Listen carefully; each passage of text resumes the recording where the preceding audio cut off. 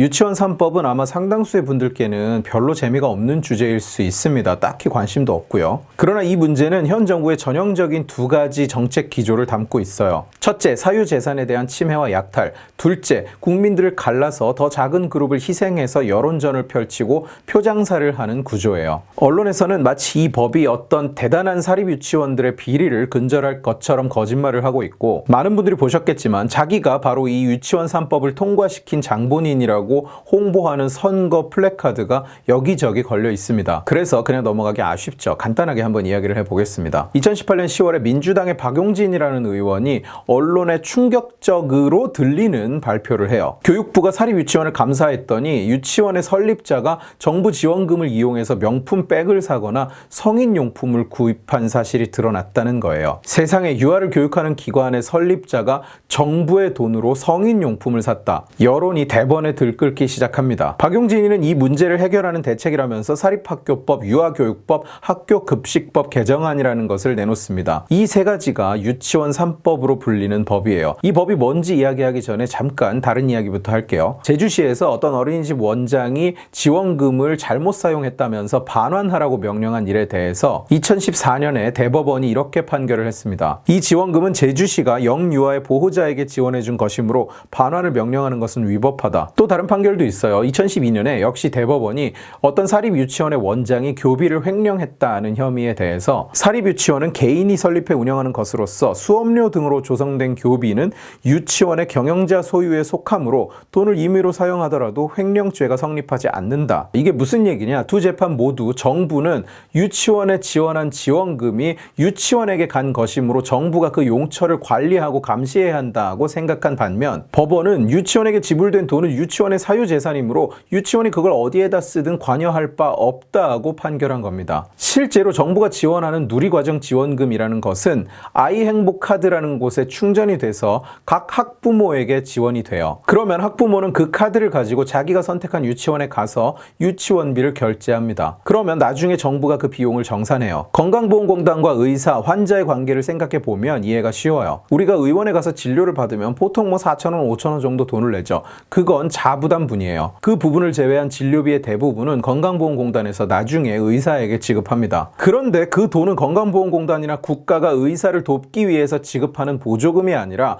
어디까지나 환자가 받아가는 보험금이에요. 단지 편의를 위해서 환자가 그걸 직접 받아서 병원에 내지 않고 건강보험공단이 의료기관에 직접 지불하는 겁니다. 그렇기 때문에 그 돈으로 의사가 명품백을 사든 해외여행을 가든 문제될 게 전혀 없는 것이죠. 의사의 사유재산이니까요. 마찬가지로 아이행복카드를 통해 지급되는 지원금도 유치원을 돕기 위해서 국가가 주는 보조금이 아니라 어디까지나 학부모에게 지급된 지원금인 겁니다. 그러니까 일단 유치원이 그 돈을 받았으면 그 돈으로 설립자가 백을 사든 성인용품을 사든 문제될 게 전혀 없는 거예요. 공무원이나 군인, 경찰도 마찬가지죠. 이분들은 급여를 국가에서 받습니다. 국민들이 낸 세금으로요. 그러면 그 돈이 국가 소유인가요? 공무원은 자기 월급을 국가를 위해서 써야 합니까? 군인들은 자기 월급을 총알 사는데 써야 됩니까? 경찰은 자기 월급을 도둑 잡는데 써야 됩니까? 아니죠. 국가에서 지급하긴 했지만 그 돈은 어디까지나 공무원, 군인, 경찰의 사유재산이고 그들이 제공한 서비스의 대가로 받은 돈이죠. 그러니까 그 돈을 공무원이나 경찰이 어디에다 쓰든 간에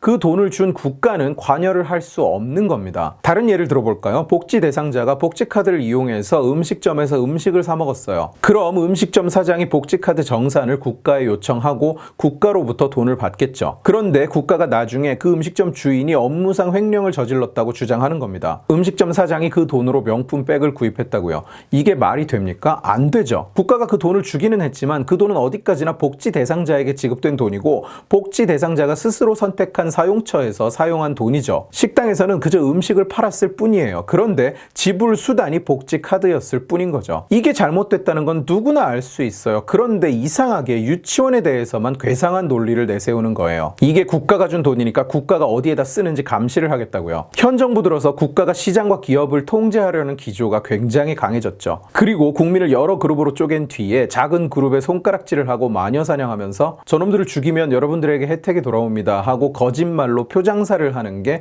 저놈들의 거의 유일한 선거 전략이죠. 그런 와중에 유치원 설립자가 정부 보조금으로 성인용품을 구입했다?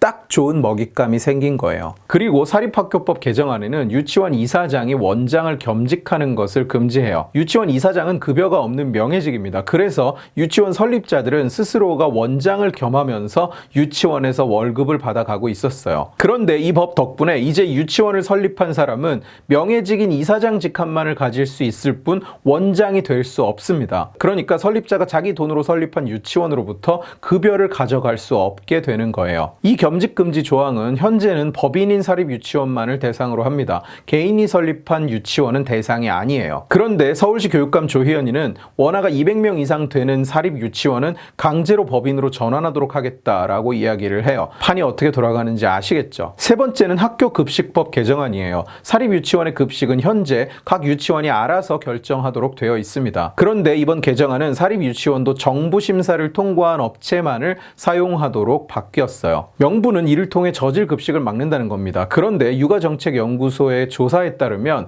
공립유치원 학부모의 91.8%, 사립유치원 학부모의 92.6%가 자녀가 다니는 유치원에 만족한다고 답변을 했어요. 공립유치원의 경우에 학부모가 부담하는 부담금이 월 10,000에서 20,000원 정도라고 합니다. 그리고 사립유치원은 평균 30만 원 정도라고 해요. 그러니까 많게는 부담금의 차이가 수십 배에 이르는 상황에서도 사립유치원 학부모가 공립유치원 학부모에 비해서 만족도가 낮지 않다는 겁니다. 이 말은 곧 사립유치원이 공립유치원보다 질 낮은 교육과 급식을 제공하고 있지 않다는 뜻이에요. 만약 급식의 질에 문제가 있다, 그러면 다른 유치원으로 옮겨버리면 돼요. 그리고 요즘 유치원에 CCTV도 다 달려있고 급식 사진도 다 볼 수 있습니다. 학부모들이. 국가가 이 업체 쓰지 말고 우리가 정해주는 업체 써라 라고 나설 만한 상황이 아닌 거예요. 그러나 기업을 얼마나 더 징벌했고 사유재산을 얼마나 더 약탈해 왔는지를 두고 경쟁하는 한국 정치권에서 이런 이성적이고 논리적인 설명은 받아들여지지 않습니다. 그저 좋은 먹잇감일 뿐이죠. 그래서 민주당의 박용진이, 그리고 교육에는 아무런 전문성이 없는,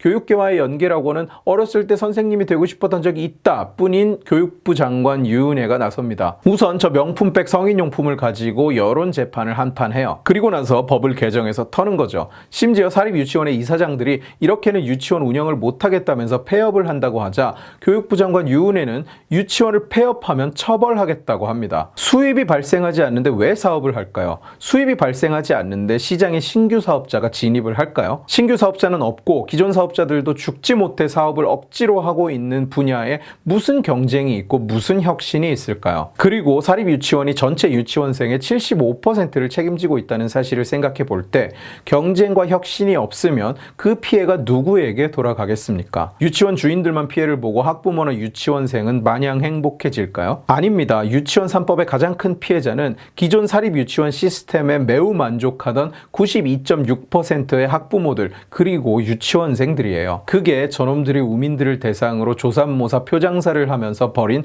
참담한 범죄라고요. 속지 마십시오. 누군가에게 이익이 돌아간다는 것은 다른 누군가에게 손해가 난다는 뜻이 절대 아닙니다. 시장을 이해하지 못하는 저들만이 그렇게 오해하고 그렇게 믿고 그렇게 거짓말하는 거예요. 오늘 지식의 칼은 여기까지입니다. 재미있게 보셨으면 지식의 칼 채널을 구독해 주시고 이 영상을 주변에 공유해 주세요.